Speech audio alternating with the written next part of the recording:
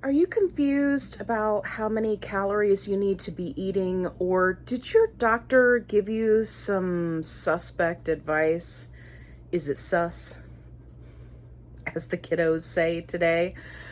If yes, this video is for you. Hey everybody, it's Allie. I'm on a fantabulous weight loss journey, and hopefully you'll come along for the ride, because it's a bumpy ride. And I really don't enjoy knocking doctors, right? Like, they're supposed to be here to help us, to support us, and let's just be honest, not all doctors are on the same level, especially when it comes to the differences in care between a general practitioner or a family doctor and, a specialist or obesity specialist. So somebody posted in the support group, and they were talking about some really, really bad advice that was given to them by their doctor. And I'm going to scoot over a little bit here and put it up on the screen so that we can talk about it. So pause here and read. This is really problematic for multiple reasons. The most important is metabolic damage. And you've probably heard, gym, bros and gurus and all that, and, maybe even a dietitian or two talking about metabolic damage and what that is and how to fix it.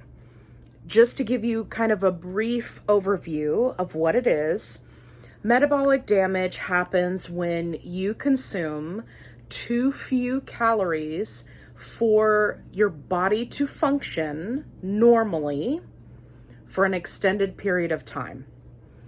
And what ends up happening is that your body completely downregulates all of your functions to even function normally, to then survive at that lower calorie threshold. So, for example, your average adult woman, you're going to be anywhere from, 2,000 to 2,500 calories for maintenance if you're doing any type of movement, right? Physical exercise or weightlifting, blah, blah, blah. Just generalization. Roll with me here. And then, so that's like your baseline. Then you've got a doctor telling you to consume 800 calories a day to lose weight. What happens when you do that? Well, one, you're going to lose weight. You're going to be miserable. If you haven't watched my video about not meeting my minimum calorie deficit, please go watch that, because I am very raw and very honest about how I felt like absolute garbage. So go watch that video. So you're going to feel like crap. If you're on a GLP-1 medication, it's going to make you feel even worse. If you have side effects, they are going to be 10 times worse if you are not reaching your minimum calories.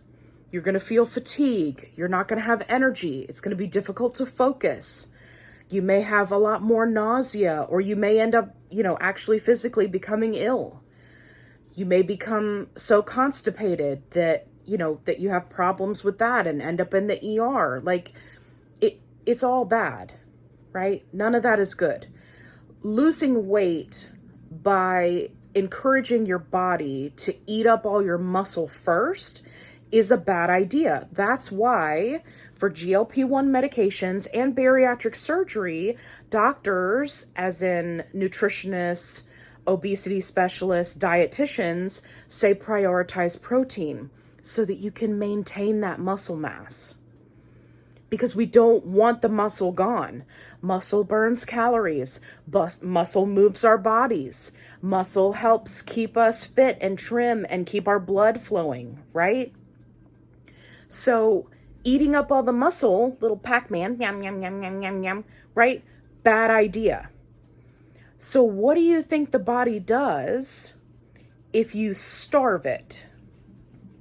Which is essentially what you're doing. If you're eating too few calories, it's going to eat the muscle. Now, yes, eventually it will eat the fat. You know, you can starve yourself. That is a thing. It's not healthy, and you absolutely shouldn't do it. But here's what doctors don't tell you. So let's say that poster takes that advice and they struggle and they're absolutely miserable for 5 months. Let's just put an arbitrary time on it. 5 months. They're doing 800 calories a day. They're dropping weight so fast. Meanwhile, their menstrual cycle may become jacked up. They may struggle at work because they can't focus or do their job properly. They may start sleeping a lot to overcompensate for the lack of energy. They're not going to be exercising or moving at all because they're not going to have the energy to do it. And their body is going to downregulate all of those internal functions to meet that new calorie limit that they've set with this extreme restriction.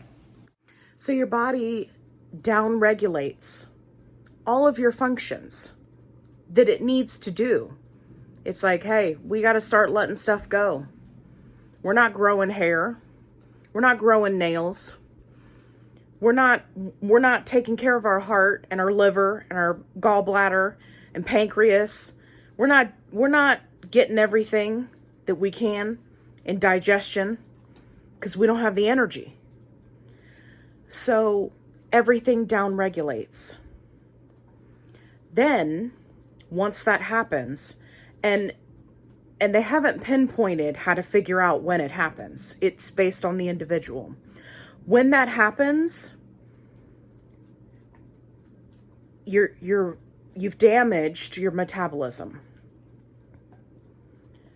And now you're in a thinner body. You've got almost no muscle mass. Your body is in absolute stress mode. So what happens when you start adding back calories? You're like, oh, great. Well, I've lost the weight, which was my goal. Now I don't have to be as restrictive anymore. I can eat like a normal person. Well, what happens is your body is in panic mode. And so you are going to start gaining weight. It's like, hey, the famine is over. We need to put on this weight. We need to convert everything we can to fat and hold on to it. We need to retain water. We need to build up these fat stores because who knows when this famine is going to come again. We almost didn't make it before. Organs were shutting down. So then you've worked so hard and been so miserable for so long to reach that weight goal to then find out, oh crap. Now I can't eat like a normal healthy adult because my body is going to pack on the fat because now I'm in an excess of calories, right? I'm in an excess of calories of this new maintenance that I've created by over-restricting. And now anything I eat above that causes me to gain weight. And then what these people end up doing, because I see them post in the support groups all the time and warn people, do not do this, do not take this advice, this is dangerous, talk to a nutritionist, talk to a dietitian, right? And they say it takes them months and months to get out of that, and they have to gain weight to get out of it. Then they have to go, so they're on this planned out right path with a dietitian or a nutritionist, right? To get them back on track. Then once they're back on track and they've gained some weight, Then if they want to lose weight, it's much slower, it's much harder. Why would you do that to yourself? And I don't understand these doctors that just give, I even call it diet culture advice. It's not even medical advice. There's no way they're teaching you that in medical school. There's absolutely no way. I would bet a lot of money that in no nutrition class or obesity or anything related to nutrition or diet, nowhere in there does it say, hey, you great big fatty, eat one chicken nugget every 3 days and you'll be fine. Right? Like, I guarantee you that doesn't exist. So where do they get it in their head? It's diet culture. And it's been around since the 50s. This is not new stuff. It comes around, and every few years it'll get, these fad diets get a new name, right? But that same mentality sticks with people. And you just have to be careful. If you have questions about nutrition, if you have questions about a specific diet plan or protein or how many carbs because you're a diabetic, whatever the case may be, I encourage you to go to a nutritionist, go to a dietitian. Many times insurance will cover it. If you're going through a telehealth company, many of them have them on staff, and part of the membership that you're paying for pays for you to be able to talk to them. Talk to them about what you should be doing. Not some GP who has very minimal training in nutrition, spewing diet culture garbage. Right?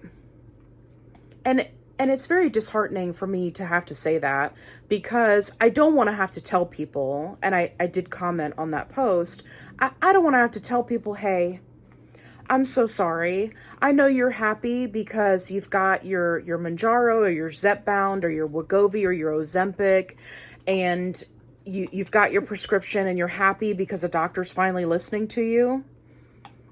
But you need to make a choice.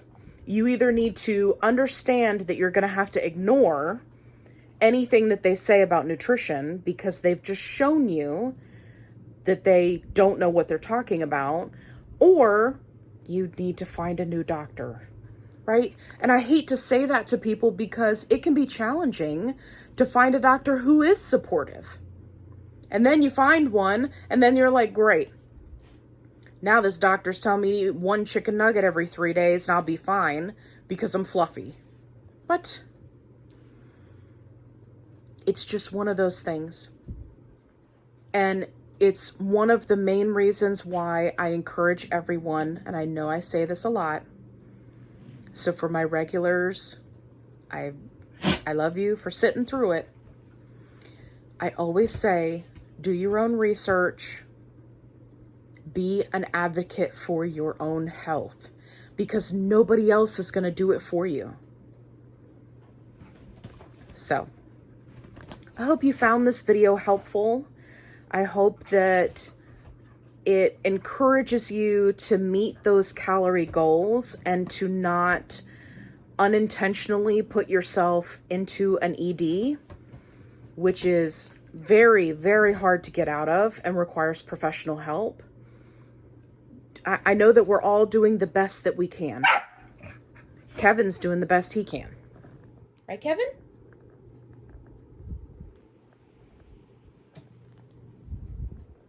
Are you doing the best you can? He's not. He lied. He's not doing the best he can. You're fired. You can't be my mascot anymore because you're barking in my video. He looks offended. Anyway, I know that we're all doing the best that we can, and I appreciate that it can be very challenging, especially when appetite suppression is on full blast and nausea is on full blast and we're not feeling well, fatigued, right, Kevin? So I know we're all doing the best we can. Do not let advice like this hold you back or even potentially make things worse. Right, Kevin? We don't want to make it worse. I'm going to get off of here because apparently he wants to play and me talking to you is too much for him to handle. So thank you for watching. If you made it this far, give me a thumbs up. If you haven't already, subscribe. Yes, right. Subscribe. You tell them. And don't forget, the link to my Facebook group is in the description box below. Hopefully you'll join us for our positive only support group. And as always, be kind, rewind.